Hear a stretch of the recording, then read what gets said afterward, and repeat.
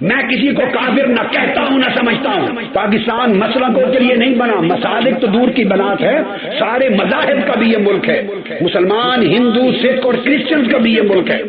یہ قائد اعظم محمد علی جناح، ان کی سوانح حیات کی جو کتاب اٹھا کے دیکھ لیں، پاکستان کی لکھی ہوئی یا ویسٹرن ورلڈ امریکہ میں کہیں دنیا میں، وہ بائی برتھ اسماعیلی عقیدے کے تھے اور بعد ازاں اثنا عشریہ شیعہ مسلک کے تھے۔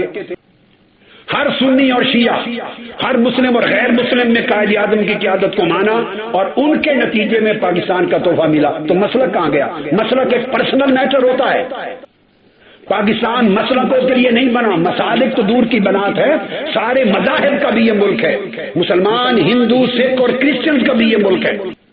Pakistan Islamic republic of Pakistan ہے، اس میں ہر مسلک اور ہر مذہب کی حیثیت برابر ہے، مگر میرے مسلک میں اہل سنت والجماعت ہو کر میں دوسرے مسالک کو کافر نہیں کہتا اور نہ کافر سمجھتا ہوں۔